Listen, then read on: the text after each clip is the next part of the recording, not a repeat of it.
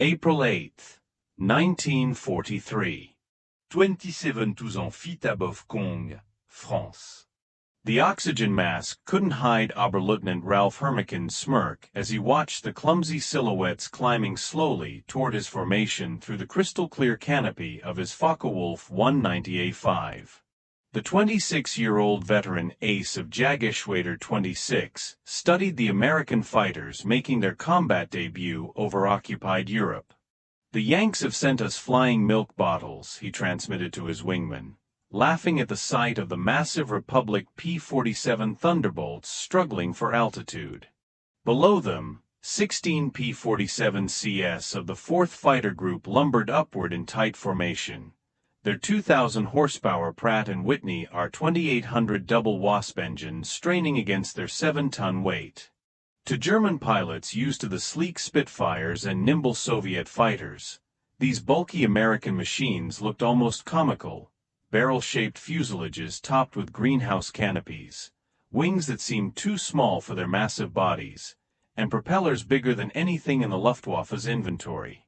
Now, what Hermiken didn't know, what none of the German pilots circling like wolves above could have imagined, was that they were witnessing the arrival of the weapon that would systematically destroy the Luftwaffe's fighter force. Within 18 months, these flying milk bottles would go from objects of mockery to instruments of terror, their 8.50 caliber Browning machine guns becoming the most feared sound in German skies. The math of destruction was already loaded in those broad wings. 3,400 rounds of ammunition, a combined rate of fire of 6,000 rounds per minute, enough firepower to slice a mess in half in less than 2 seconds. The transformation began that April morning when Major Donald Blay, commanding the 335th Fighter Squadron, spotted the German formation getting ready to attack. The former Eagle Squadron veteran, who transferred from RAF Spitfires just weeks earlier, knew something his men didn't yet realize. Surviving in the P-47 meant forgetting everything they thought they knew about air combat. The Thunderbolt was a total break from conventional fighter design. While the Germans built lightweight interceptors focused on climb and turn performance, Republic Aviation created something never seen before, a high-altitude juggernaut that used mass, power, and firepower to rewrite the rules of aerial warfare. Among the 56 American pilots spread across the French sky that morning were men who become legends, future aces whose names would strike fear into Luftwaffe hearts. But on April 8, 1943, they were rookies in an untested machine, facing the most experienced fighter force in the world. The Germans had been fighting non-stop since 1939, with veterans of Poland, France, Britain, and Russia. The Americans? They'd logged exactly 0 days of combat.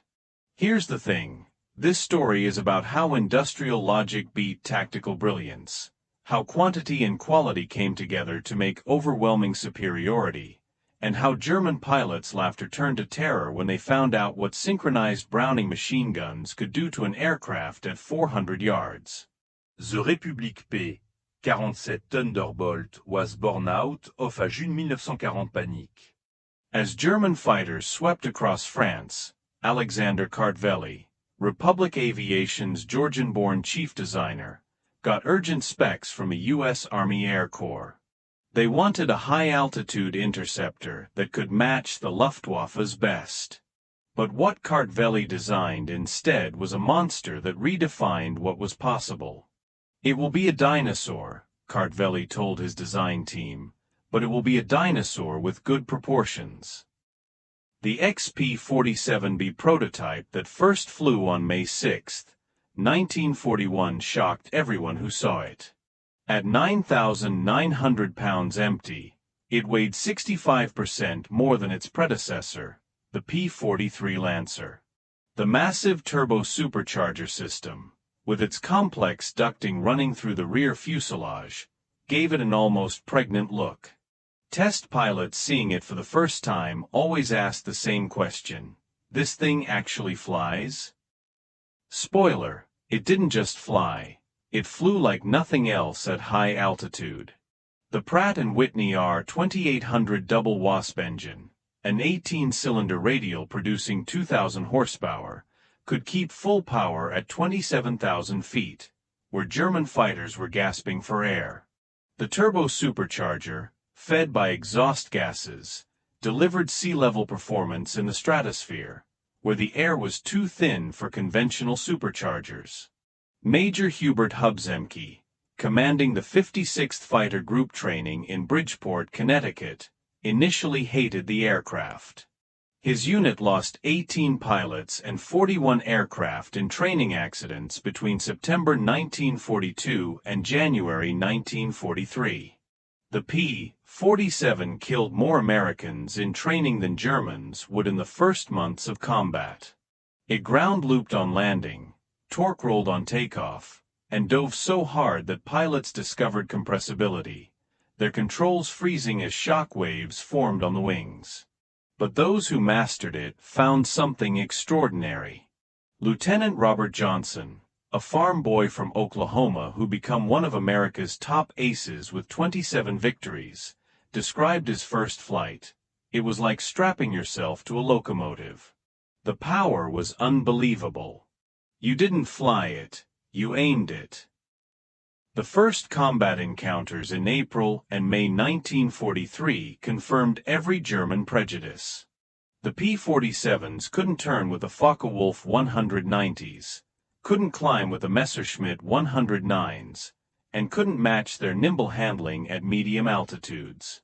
Luftwaffe pilots quickly figured out tactics to exploit these weaknesses, attacking from below where the heavy Thunderbolts struggled, forcing turning fights where agility mattered more than firepower. Hauptmann Joseph Pips Priller, commanding officer of Jagdgeschwader 26, reported to headquarters after his first encounter, "The new American fighter is meat for the slaughter. It flies like a truck, turns like a freight train, and climbs like a pregnant cow. Our boys are calling them Indiana pigs, fat targets pretending to be warriors." The stats seemed to back up German confidence. In their first month of operations, the American fighter groups lost 14 Thunderbolts for only 3 confirmed German kills. The RAF, watching from their Spitfire squadrons, quietly suggested the Americans might want to rethink their choice of plane. British pilots joked that the best evasive maneuver in a P-47 was to unstrap and run around the roomy cockpit. But something strange was happening in those early encounters that German intelligence missed. The P-47s that were shot down had taken incredible punishment before going down. One aircraft came back from a May 4th mission with 21 cannon holes and over 100 machine gun strikes, damage that would have torn a Messerschmitt or Spitfire apart. The massive radial engine, lacking vulnerable coolant systems, shrugged off hits that would have stopped a liquid-cooled fighter dead in its tracks. More importantly, when P-47s did get their guns on target, the results were catastrophic. The Thunderbolt's weapons created a convergence zone of destruction that German pilots had never experienced. Unlike the rifle-caliber weapons of early war fighters or cannons with limited ammunition, the American fighter could keep firing for over 30 seconds, an eternity in aerial combat. The event that started changing German perceptions happened on June 26, 1943, over Lazo, France. It involved 2nd Lieutenant Robert S. Johnson of the 61st Fighter Squadron, and the encounter would become legendary on both sides of the conflict. Johnson's formation of 48 P-47s was heading back from escort duty when they were ambushed by 16 Focke-Wulf 190s from 2 Gruppen of JG-26, led by Hauptmann Wilhelm Ferdinand Galland, younger brother of the famous Adolf Galland. The Germans pulled off a perfect attack, diving from the sun with a huge speed advantage. Johnson's Thunderbolt, flying at the rear of the formation, was caught in crossfire from multiple attackers, taking catastrophic damage in the first seconds of combat. 20 20mm cannon shells exploded across his aircraft. The canopy shattered, hydraulic fluid sprayed into the cockpit, The engine cowling was torn away, and fire erupted behind the instrument panel. Johnson, wounded in the nose and leg by shrapnel and bullet fragments, tried to bail out but found the canopy jammed. A 20mm shell had exploded in the canopy track, welding it shut. He was trapped in a dying aircraft at 27,000 feet. What happened next defied every assumption about combat damage tolerance. Even with no forward visibility through his oil-covered windscreen, a barely functioning engine that shook violently, and controls that only worked intermittently, Johnson managed to level the aircraft and point it toward England. The P-47 kept flying, despite damage that would have reduced any other fighter to falling debris. Then it got worse. A lone Focke-Wulf 190, flown by an unknown pilot from 2/JG-26, spotted the crippled Thunderbolt limping toward the channel at less than 170 miles per hour. Historical research never definitively identified this pilot, though several names have been proposed based on German combat reports from that day. What followed was one of the most extraordinary encounters in aerial warfare history. The German pilot got behind Johnson's P-47 and opened fire with his 4 20mm cannons and 2 13mm machine guns. Johnson, unable to evade, could only huddle behind his armor plate and pray. The Thunderbolt took the entire cannon ammunition load. Then the German repositioned and fired again, this time with only his machine guns. With his cannon ammo gone, the German pilot pulled alongside, staring in disbelief at the flying wreck. Johnson could see his face clearly, young blonde, his expression shifting from confidence to confusion to something close to fear. The German repositioned again and emptied his remaining machine gun ammo into the Thunderbolt. And still it flew. He pulled alongside once more, shook his head in amazement, gave an informal salute, and peeled away, presumably out of ammunition. Johnson's P-47 landed at Manston, its engine failing on the runway. The crew chief stopped counting bullet holes after reaching 200. One cannon shell had exploded inches from Johnson's head, another had detonated against the armor plate behind his seat. The engine had taken direct hits, the control cables were partially severed, and 3 of the 4 main longerons, the structural backbone of the fuselage, were shot through. Yet the aircraft had brought him home. The survival of Johnson's plane sent shockwaves through both air forces. American engineers studying the wreckage realized they'd underestimated their own creation. German intelligence, getting combat reports from 2/JG-26, initially refused to believe it. No aircraft could take that much punishment. But testimony from multiple pilots confirmed the impossible. The Thunderbolt had absorbed everything the Luftwaffe's best fighter could dish out and survived. By July 1943, American pilots were learning to exploit the P-47's true strengths. Lieutenant Colonel Hubert Zemke, the 56th Fighter Group commander, had figured out the secret through brutal trial and error. Don't turn with them. Don't climb with them at low altitude. Use your weight. Use your power. Use your guns. The Thunderbolt's massive weight, once seen as a disadvantage, became a weapon. Inadive, nosin kud kachit. From 30,000 feet, a P-47 could hit 550 miles per hour, faster than any German fighter could go, even in a vertical dive. This speed could be converted to altitude in a zoom climb that left pursuing fighters far behind. Captain Walker Bud Mahurin, who became one of the first American aces in Europe, developed what became known as the boom and zoom tactic, though pilots called it the Thunderbolt turkey shoot. Instead of dogfighting the traditional way, P-47 formations would climb to 30,000 feet, higher than German fighters could effectively operate. When Luftwaffe fighters appeared below, the Thunderbolts would roll inverted and dive, reaching speeds that made it impossible for defending Germans to hit them with deflection shooting. At the bottom of these dives, the American heavy machine guns would speak. German pilots who survived described it as facing a wall of lead, the combined firepower creating an impenetrable zone of destruction. Aircraft caught in this convergence pattern didn't just fall, they disintegrated.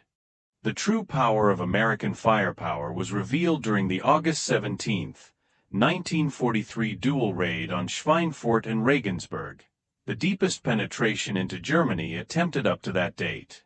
This mission would show both the P-47's limitations, its range, even with drop tanks, and its terrifying effectiveness when used correctly. Major David Schilling, leading the 62nd Fighter Squadron, encountered a formation of Messerschmitt 110 destroyer aircraft getting ready to attack B-17s with their heavy cannons and rocket armament. These twin-engine German fighters were heavily armed but less maneuverable, the Luftwaffe's specialized bomber killers. Schilling's flight of 4 Thunderbolts rolled into their attack dive from 28,000 feet. Unteroffizier Heinrich Roth, a gunner in one of the Me-110s who survived, later recounted in a post-war interrogation, "The American fighters came down like hammers from heaven. I opened fire at 800 meters. Good hits. I saw them strike the fighter's wing. The P-47 didn't even wobble. Then he fired. The aircraft ahead of us simply came apart, not shot down, destroyed. Wings separated from the fuselage, tail severed, the crew compartment shredded into metal confetti. In 2 seconds, a Me-110 was gone. 8 Messerschmitt 110s were destroyed in less than a minute. The German pilots had never experienced such concentrated firepower. Each P-47 carried 425 rounds per gun, 3,400 total, weighing nearly 900 pounds. At convergence distance, typically set at 300 yards, all 8 guns' ballistic paths intersected in a zone roughly 6 feet in diameter. Anything in that zone faced 100.50 caliber projectiles per second, each traveling at 2,900 feet per second. The ammunition itself was a testament to American industrial capacity. While German fighters struggled with limited cannon ammo, usually 120 to 200 rounds for a 20 mm weapon, American pilots could keep firing for over half a minute. The standard combat load mixed armor-piercing incendiary tracer, and standard ball ammunition in patterns designed to both destroy and ignite. Lieutenant Colonel Francis Gabby Gabreski, who'd become the top American ace in Europe with 28 victories, described the effect: "When you hit them with all 8, they don't just go down, they explode. I saw a Me-109 literally cut in half, the tail falling one way, the nose and wings another. The pilot never knew what hit him." By September 1943, the Luftwaffe was discovering another horrifying truth about the P-47. Its performance got dramatically better with altitude, while German fighters suffered. The turbo-supercharged double Wasp engine maintained its rated power up to 30,000 feet. German fighters, relying on single-stage or two-stage mechanical superchargers, saw their performance drop significantly above 25,000 feet. Oberleutnant Hans Philipp, one of Germany's most successful aces with 206 victories, learned this reality fatally on October 8, 1943. Leading Jageschwader 1 against AB-17 formation at 28,000 feet over Bremen, Philipp found his Focke-Wulf 190A6 sluggish and unresponsive in the thin air. The BMW 801 engine, powerful at medium altitudes, was gasping for oxygen nearly 6 miles above Earth. When P-47s of the 56th Fighter Group dove on his formation from 32,000 feet, the German fighters were sitting ducks. Robert Johnson, now an experienced combat pilot on his way to ace status, was flying at 31,000 feet when he spotted Philip's distinctive Focke-Wulf with its elaborate nose art. Johnson's combat report was matter-of-fact: open fire at 300 yards, 30 degrees deflection. Observed strikes along entire fuselage. Enemy aircraft exploded. No parachute observed. Philippes des sans shockwave through the Luftwaffe. If one of their best, a man who'd survived over 500 combat missions on both Eastern and Western fronts, couldn't survive against the Thunderbolts, what chance did average pilots have? The German High Command ordered an immediate investigation into the P-47's capabilities. The report delivered to Reichsmarschall Hermann Göring in November 1943 was sobering. The Thunderbolt service ceiling exceeded 42,000 feet, higher than any German fighter could reach.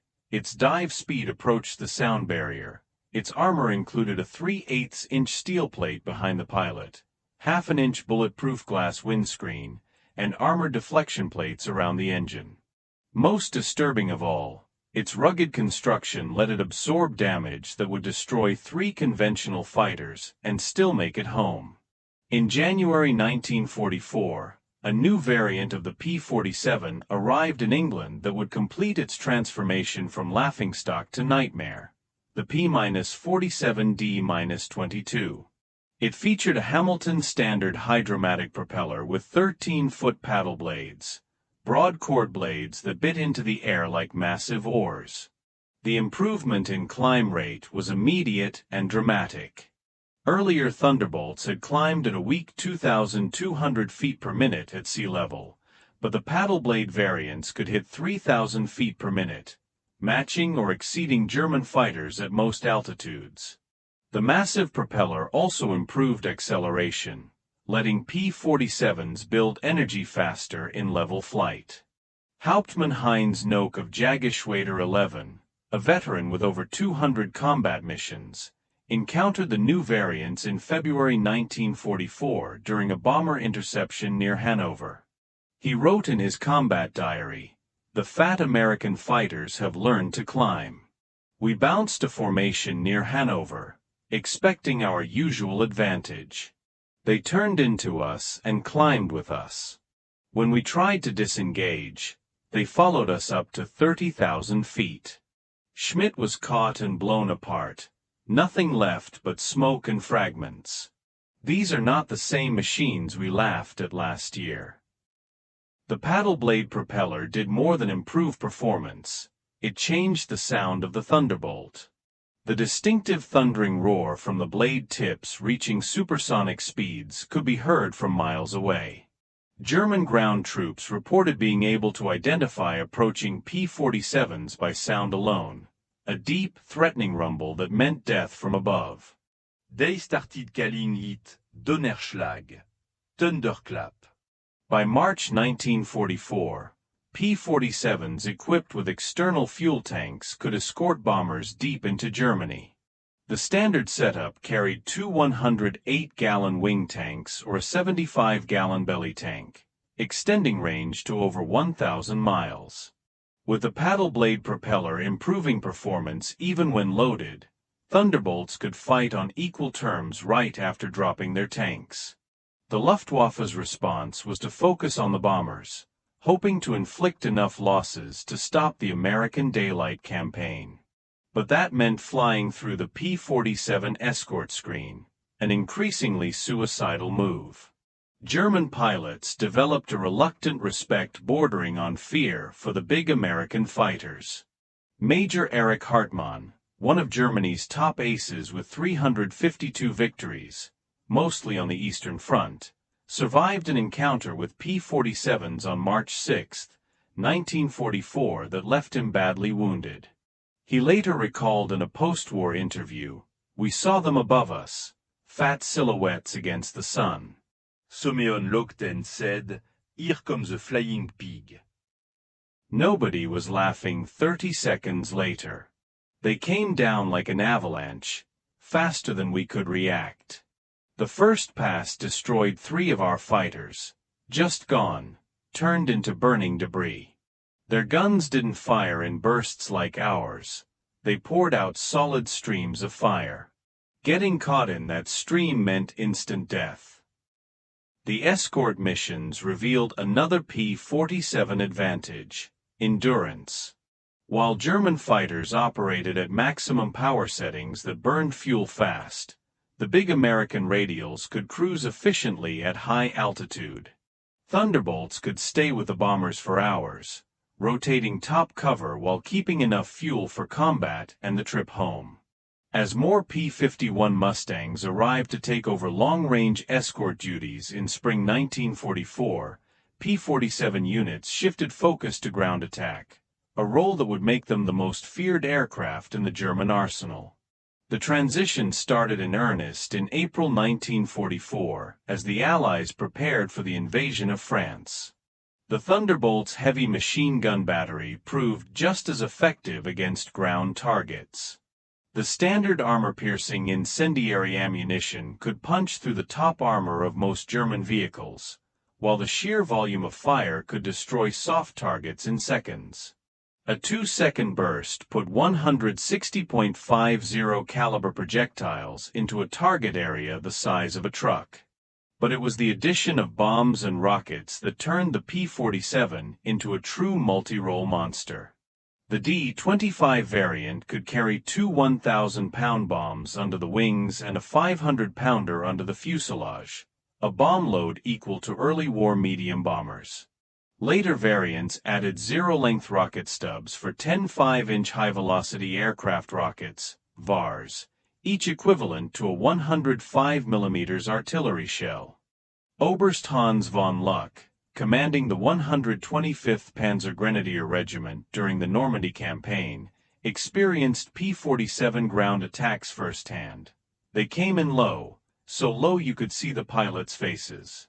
The sound was terrifying, engines roaring, rockets screaming, then the hammer of those heavy machine guns. A column of our trucks simply ceased to exist. 20 vehicles turned into burning wreckage in one pass. The psychological effect on the men was devastating. They called them Jabos, fighter bombers, but these were something more. They were flying artillery with the accuracy of snipers. On June 6, 1944, D-Day, the Luftwaffe discovered just how completely the balance of power had shifted. Over 500 P-47s provided air cover for the invasion, creating an impenetrable umbrella over the beaches. German fighters trying to reach the landing zones were massacred. Oberleutnant Wolfgang Fischer of Jägerschwader 21, one of only 3 German pilots to reach the beaches that day, reported, "The sky belonged to the Americans." Thunderbolts were stacked from sea level to 30,000 feet. We tried to break through at dawn, 12 fighters from our group. I was the only one to return. The P-47s were waiting at every altitude. You couldn't climb over them, couldn't dive under them. Their guns turned our fighters into aluminum rain. In the weeks after D-Day, P-47s systematically destroyed German movement in daylight. The stats were staggering. In June alone, 9th Air Force Thunderbolts claimed 651 locomotives, 3,847 trucks, 512 tanks and armored vehicles, and 4,553 horse-drawn vehicles destroyed. The Wehrmacht was forced to move only at night, seriously hampering their ability to respond to Allied advances. The Germans tried everything to counter the Thunderbolt threat, reinforcing vehicle armor, deploying more anti-aircraft guns, developing new camouflage techniques, but nothing worked. The P-47's combination of speed, armor, and firepower made them nearly unstoppable. Even the feared 88mm flak guns struggled to track the fast-moving fighters at low altitude. While dominating Europe, the P-47 was also proving its worth in the Pacific theater. The 348th Fighter Group, operating from New Guinea, found that the Thunderbolt's qualities were perfect for the vast distances and harsh conditions of the Pacific War. Colonel Neil Kirby, commanding the 348th, developed tactics specifically for the Pacific. On October 11, 1943, Kirby led 4 P-47s against 40 Japanese aircraft over Wewak, shooting down 6 enemy planes himself in a single mission, earning him the Medal of Honor.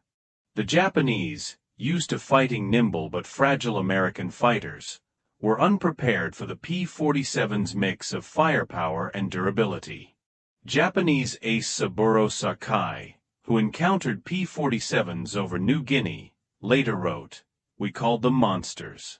Our 20mm cannon, which could destroy a P-40 with a few hits, seemed to have no effect. I put dozens of rounds into one Thunderbolt and watched it fly away. Their return fire was terrifying, streams of heavy bullets that tore aircraft apart." The P-47N, developed specifically for the Pacific, featured increased fuel capacity with wet wings holding 93 gallons each, extending range to 2,350 miles. This variant would escort B-29s to Japan, proving that the short-legged fighter of 1943 had evolved into a true long-range weapon. Perhaps the ultimate proof of the P-47's evolution came in its encounters with German jet fighters. The Messerschmitt Me-262, with its 540 miles per hour top speed, should have been untouchable by propeller-driven fighters. But Thunderbolt pilots figured out they could catch jets in 2 situations: during takeoff and landing, when jets were most vulnerable, and in high-speed dives from altitude. On November 27, 1944, Lieutenant Colonel John C. Meyer of the 352nd Fighter Group became one of the first pilots to shoot down a Me-262 with a P-47. Diving from 28,000 feet, Meyer's Thunderbolt reached speeds near 500 miles per hour, fast enough to catch the jet in level flight. The jet pilot, confident in his speed advantage, never saw the diving P-47 until Meyer's guns opened up at 400 yards. Meyer's combat report noted, "The enemy aircraft disintegrated under fire. Large pieces, including both engines, separated from the fuselage. The pilot did not escape." The concentrated fire of 8.50 caliber guns proved more effective than we anticipated against jet aircraft. By early 1945, specialized P-47M variants were deployed specifically to counter German jets and V-1 flying bombs. With water methanol injection boosting power to 2,800 horsepower and refined aerodynamics, these ultimate Thunderbolts could reach 470 miles per hour in level flight at 30,000 feet, fast enough to intercept even jets under certain conditions. Major George Bostwick, commanding the 63rd Fighter Squadron equipped with P-47MS, shot down 2 Me-262s in March 1945. His tactical report emphasized firepower over speed. "The jets are faster, but they can't turn and they can't take punishment. One good burst from our battery, and they come apart like they're made of paper. They have to slow down to attack bombers. That's when we get them." The ultimate demonstration of American industrial might came during Operation Bodenplatte, the Luftwaffe's desperate attempt to destroy Allied air power on January 1, 1945. Nearly 900 German fighters, including their best remaining pilots, launched surprise attacks on Allied airfields across Belgium and the Netherlands. At Y-34 airfield near Metz, home to the 365th Fighter Group's P-47s, the attack initially succeeded. German fighters destroyed 22 Thunderbolts on the ground along with several other aircraft. A captured German pilot brought to the command post pointed at the burning aircraft and taunted, "What do you think of that?" Major George Brookings' response became legendary throughout the 9th Air Force. He pointed to the flight line where ground crews were already pushing damaged aircraft aside and preparing hardstands for replacements. "By tomorrow, We'll have 40 new ones. How long will it take you to replace your pilots? The German pilot's smirk disappeared. Within 48 hours, factory-fresh P-47D-40S filled the flight line, flown in from depots in England. The Luftwaffe lost 271 aircraft and 213 pilots in Bodenplatte, including many irreplaceable instructors and squadron leaders. These losses they could never recover from. The Americans lost 134 aircraft total across all attacked airfields, all replaced within a week. The numbers told the story of inevitable defeat. Republic Aviation produced 15,683 P-47s during the war, more than any other American fighter. At peak production, the Farmingdale factory on Long Island completed one Thunderbolt every hour, 24/7. The Evansville plant in Indiana, built from empty farmland in 1942, was producing 500 aircraft per month by 1944. Each P-47D required 65,000 individual parts, 8 miles of electrical wiring, 2,000 pounds of aluminum, and 300 pounds of rubber. The engine alone had 2,400 individual components machined to tolerances of 1,000th of an inch. Yet American workers, many of them women who'd never seen an aircraft before Pearl Harbor, assembled these complex machines with precision that exceeded peacetime standards. Ammunition production was just as staggering. Each P-47 sortie required 3,400 rounds of .50 caliber ammunition, and with hundreds of Thunderbolts flying daily missions, ammunition consumption topped 10 million rounds per month by mid-1944. The Lake City Arsenal in Missouri, one of several ammunition plants, produced 30 million rounds monthly. Each cartridge was manufactured to tolerances measured in 10,000ths of an inch, ensuring reliable feeding through the synchronized gun mechanisms. Fuel consumption was enormous too. Each Thunderbolt burned 100 gallons per hour in normal flight, up to 300 gallons in combat with water injection engaged. The 9th Air Force alone used over 25 million gallons of aviation fuel monthly by late 1944, all shipped across the Atlantic in tankers that were themselves products of American mass production. Even more impressive than aircraft production was pilot training. By 1944, the United States was graduating 30,000 pilots annually from advanced training, more than Germany had trained in the entire war. Each P-47 pilot received at least 400 hours of flight training before entering combat, including 100 hours in advanced fighters. German pilots, by contrast, were entering combat with less than 100 hours of total flight time by war's end. The quality showed in combat. American pilots arrived in Europe trained in formation flying, instrument navigation, gunnery, and tactics. They'd practiced against captured German aircraft, learning their enemy's strengths and weaknesses.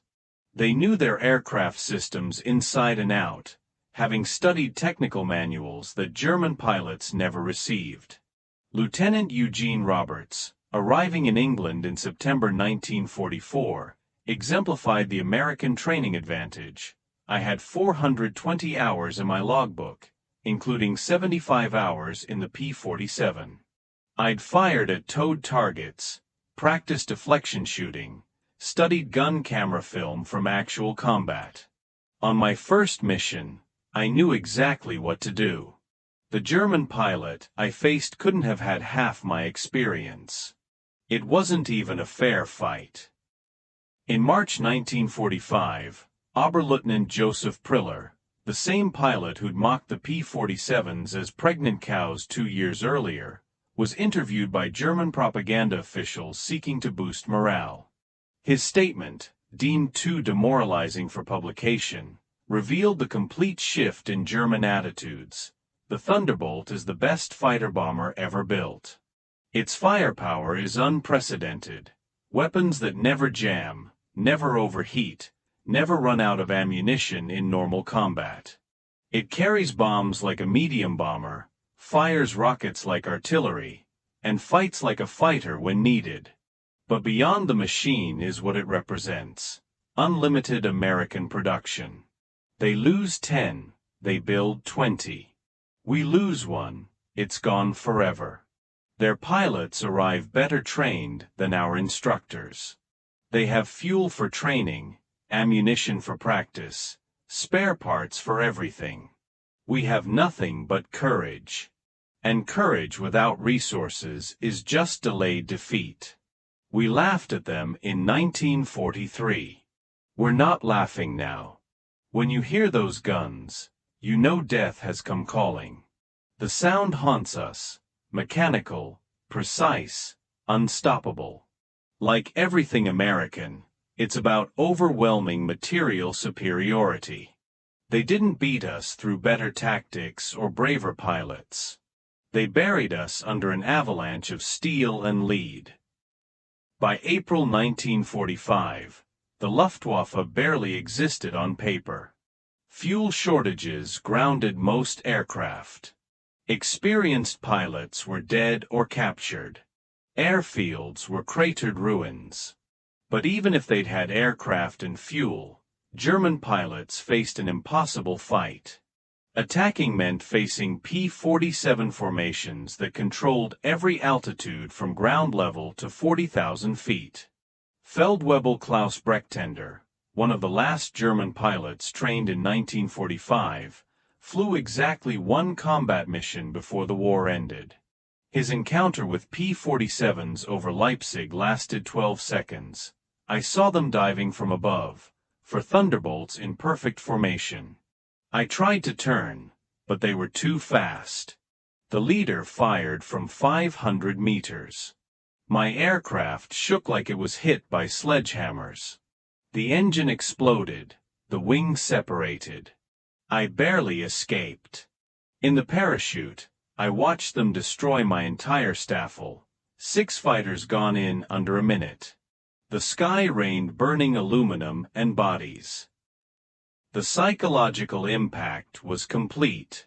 German pilots developed what medical officers called Jabo fever, fighter-bomber fever, physical stress symptoms that appeared when Thunderbolts were reported in the area. Veterans who'd faced Spitfires and Hurricanes without fear became physically ill before missions against P-47s. The distinctive thunder of approaching Thunderbolts caused panic among ground troops who knew survival meant finding cover immediately. The final stats of P-47 operations are mind-blowing. In Europe, 3,752 German aircraft destroyed in aerial combat, 3,315 destroyed on the ground, 86,000 railway cars destroyed, 9,000 locomotives destroyed, 6,000 armored fighting vehicles destroyed, 68,000 trucks destroyed, and 60,000 horse-drawn vehicles destroyed. In the Pacific, 697 Japanese aircraft destroyed in aerial combat, 150 destroyed on the ground, 1,500 vehicles destroyed, 150 locomotives destroyed, and countless barges, ships, and installations. The 9th Air Force alone, primarily equipped with P-47s, flew 213,873 combat sorties, dropped 120,000 tons of bombs, fired 135 million rounds of ammunition, and launched 60,000 rockets. Thunderbolt units achieved a 4.6 to 1 kill ratio in aerial combat while maintaining the lowest loss rate of any Allied fighter bomber. Behind these numbers was the human cost. The Luftwaffe lost approximately 28,000 pilots killed in combat against Western Allied forces, many falling to the concentrated fire of American heavy machine guns. Each loss represented years of training that Germany could never replace. By war's end, the average German fighter pilot had less than 30 hours of combat experience. The average P-47 pilot had over 200. At the Luftwaffe Interrogation Center at Oberursel, captured Allied pilots were debriefed by German intelligence. The records captured in 1945 revealed German assessments of Allied aircraft. The file on the P-47, updated throughout the war, showed the complete reversal of opinion. April 1943, large, unmaneuverable fighter. Inferior to German types in all performance parameters except dive speed. Machine gun armament insufficient against cannon-armed fighters. Assessment: minimal threat. December 1943. Exceptional high-altitude performance. Extreme structural strength. Firepower increasingly problematic. Pilots showing improved tactics. Assessment: significant threat above 25,000 feet. June 1944, dominant fighter bombé. Superior to all German types above 20,000 feet. Firepower devastating against all target types. Structural strength makes shoot-down extremely difficult. Assessment: critical threat at all altitude. March 1945. Best fighter bomber of the war. Combination of firepower, durability, and performance unmatched. Pilot quality exceptional. Assessment: insurvivable in direct engagement. In 1985, at a reunion of German and American fighter pilots in Phoenix, Arizona, former adversaries met in peace. General Oberst Adolf Galland, former head of the Luftwaffe fighter arm, was asked about the P-47. His response, captured on video, summed up the complete transformation. We made a terrible mistake in 1943. We saw this big, heavy fighter and laughed. The Americans don't understand air combat, we said. They built a bomber and called it a fighter. We were the ones who didn't understand. The Americans didn't try to build a European fighter. They built an American one, designed around production, firepower, and survivability. They understood that in a war of attrition, the plane that could take punishment and deliver devastating firepower would win. They were right. The first time he flew à capture P-47 after the war, he understood everything. The power was incredible. It climbed like it was falling upward. The cockpit was comfortable, visibility excellent, controls precise. It was a pilot's aircraft wrapped in armor. But what really impressed me was realizing that America built over 15,000 of these complex machines while fighting a two-ocean war. Each one required an engine more complex than anything Germany produced. Yet they built them faster than we could build simple fighters. That's when I knew we never had a chance. Those guns, we called them Roosevelt's piano because of the sound they made. Once you heard that sound, you never forgot it. Many of my friends heard it for the last time. The P-47 didn't just defeat the Luftwaffe, it destroyed it. The P-47's design perfectly represented American industrial philosophy, brute force engineering backed by unlimited resources. Every component was overbuilt, overpowered, and over-engineered. The wing spars could support 40,000 pounds, 3 times the aircraft's loaded weight. The engine mount could withstand 12 G-forces. The control cables were doubled throughout with automatic backup systems. The ammunition feed system alone was an engineering marvel, 8 separate ammunition boxes, each holding 425 rounds, fed through electric boost motors to prevent jamming during high-G maneuvers. The guns were electrically heated to prevent freezing at altitude. Each gun had its own charging mechanism and could be individually synchronized. The convergence was adjustable from 150 to 400 yards, letting pilots optimize for their preferred engagement range. Even after the war, some German veterans claimed the P-47 won through quantity, not quality, that German fighters were technically superior but overwhelmed by numbers. But combat records tell a different story. In engagements where numbers were equal, P-47s consistently prevailed.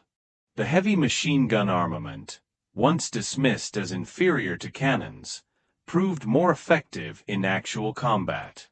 Analysis of gun camera footage revealed why cannon shells, while individually more destructive, required precise aim and had limited ammunition, typically 120 to 200 rounds total. The P-47's weapons created a probability cloud of bullets that guaranteed hits even with imperfect aim. At typical engagement ranges, a 2-second burst put at least 20 rounds into a fighter-sized target, enough to ensure destruction. The ammunition itself was superior. American .50 caliber armor-piercing incendiary rounds used a delayed action fuse that ensured penetration before detonation. The incendiary compound burned at 3,000 degrees Fahrenheit, hot enough to ignite aluminum. German 20mm shells, while heavier, often exploded on surface contact, causing spectacular but sometimes superficial damage. The P-47 Thunderbolt remains the heaviest single-engine piston fighter ever mass-produced. Its empty weight of 10,000 pounds exceeded the gross weight of some twin-engine fighters. Its engine produced more power than entire bomber formations from the previous war. Its weapons delivered more firepower than a squad of infantry. Yet it was built by the thousands, flown by kids barely out of high school, and maintained under combat conditions by mechanics who learned their trade in weeks. The transformation of German opinion from mockery to terror took less than 2 years.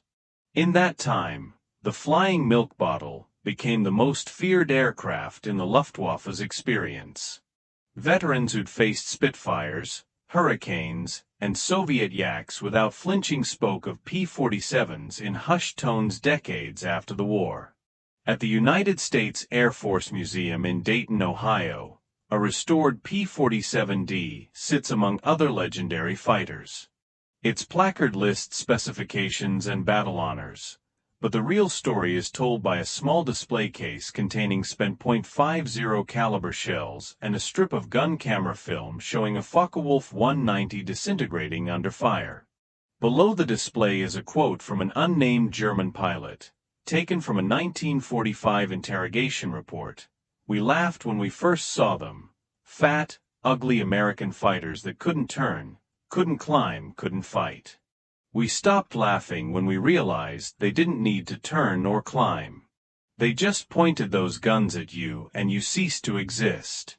The laughter died with our comrades. The P-47 Thunderbolt entered combat as an object of derision and ended the war as an instrument of annihilation. In between, 8 synchronized Browning machine guns rewrote the rules of aerial warfare and buried the Luftwaffe under an avalanche of lead. German pilots had laughed at the clumsy American fighter in April 1943. By May 1945, there were no German pilots left to laugh. The thunder had spoken, and the sky belonged to America.